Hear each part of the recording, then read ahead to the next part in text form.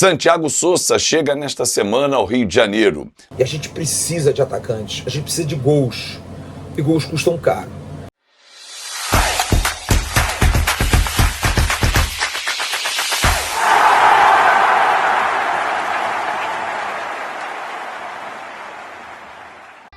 Fala aí, fanático vascaíno, fanática vascaína. Bom encontrar você aqui. O novo meio-campo que está sendo montado tem Santiago Sousa, que ontem se despediu da torcida do Racing no jogo diante do Tigre, dentro de casa, e era esperado isso. O atleta já está fechado com o Vasco, falei isso na sexta-feira e repito. Aliás, a negociação está fechada desde quarta-feira. O Vasco aguardava uma decisão judicial, um parecer do Tribunal Judicial para poder canetar o contrato, né, firmar o contrato com o atleta. Por isso, ontem ele nem jogou. Ele só foi lá, se despediu, é o capitão do time, era o capitão, tem uma identificação muito grande por respeito ao torcedor. O volante argentino de 27 anos foi lá e se despediu. Hoje, o Facundo Corídio também está relacionado e deve fazer o mesmo, porque se entrar em campo é um risco. Outro jogador que está acertado também. Aí, muita gente, mas muita gente mesmo, nos nossos grupos de WhatsApp, perguntando, pô, então o Sousa pode jogar quarta-feira? Não, não pode. E por que não pode jogar quarta-feira? Ele pode desembarcar amanhã no Brasil, porque ele não foi inscrito na fase. A inscrição na fase, oitavas de final da Copa do Brasil, ela foi até sexta-feira. Como o Vasco ainda não tinha um contrato firmado com ele, né, para registrar, estava tudo acertado, mas ainda não estava assinado, porque dependia principalmente do aval do TJ, ele só pode,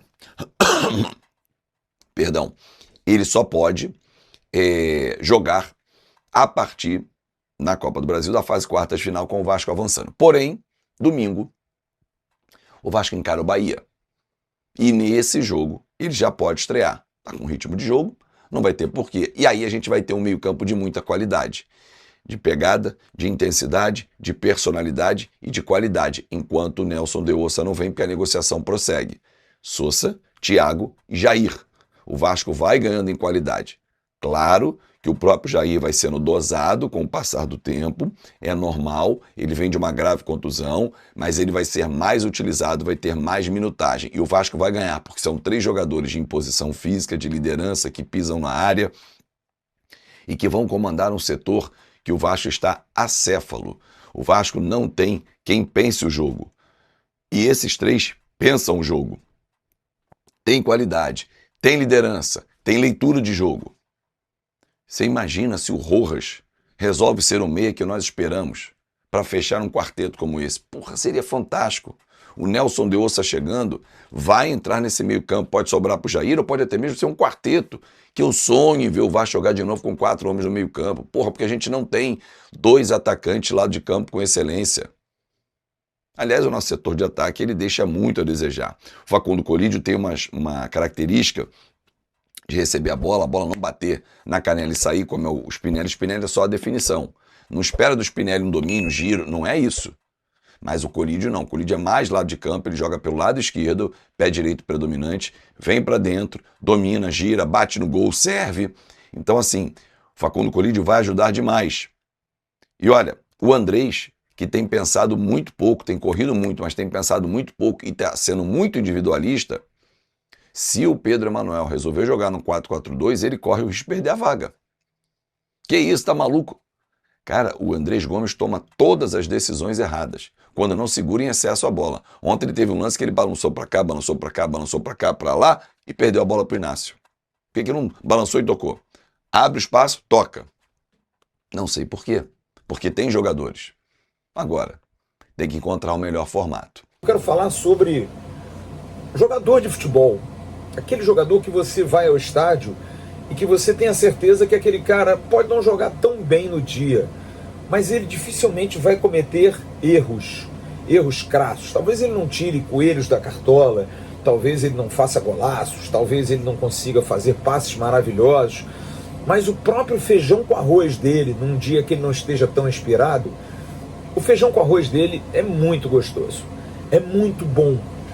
E que legal a gente ver um jogador desse tamanho como o Jair, sem ser um jogador desse tamanho que eu estou falando, porque o Jair, por exemplo, é um jogador que não jogou em seleção brasileira, nunca foi cogitado, né? Mas é um jogador que me encanta pela qualidade técnica dele, pela elegância de jogar futebol. E para quem torce, você ter um jogador desse do teu lado é uma segurança absurda. Então, o motivo da minha capa, inclusive hoje, qual o valor de uma marca, é o que eu penso em relação, por exemplo, à contratação do Santiago Sousa.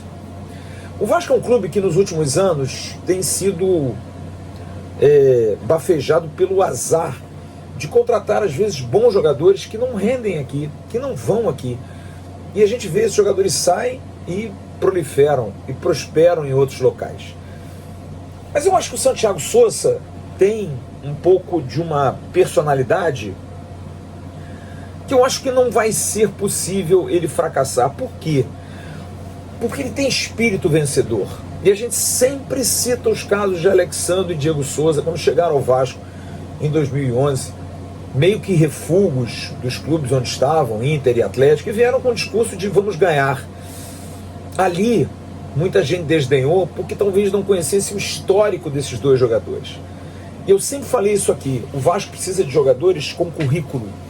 O Vasco precisa de jogadores que tenham hierarquia, jogadores que fujam da mediocridade, jogadores que tenham ambição. O Vasco, como disse muito bem o técnico Pedro Emanuel ontem, por sua história, a história do navegador português Vasco da Gama, é preciso ter coragem. Jogar no Vasco é um ato de coragem, não é fácil. O Vasco é um clube difícil, é um clube da pressão, é um clube da ausência de títulos, de uma torcida absolutamente enlouquecida, apaixonada, mas extremamente nervosa, extremamente impaciente com tudo. Porque já viu de tudo na vida. O vascaíno já sofreu todos os tipos de agrura que você possa imaginar com aquilo que ele ama mais, que é o futebol. Então, jogar no Vasco é uma tarefa para corajosos. E acho que quem vem jogar no Vasco, vem pela projeção, vem pelo tamanho, vem, no caso, muitos que vêm de fora por conta dos bons salários que o futebol brasileiro paga, talvez até por uma ideia de que o Vasco vai estar em breve com um grande investidor, né, de buscar esse tipo de expectativa de futuro. Mas tem alguns que não. Eu vou dar um exemplo de dois jogadores, e eu digo mais recentes, que não ganharam nada no Vasco. Mas não é necessário ganhar, é necessário marcar. Pablo Verrete e Gary Medel. Sempre os cito aqui.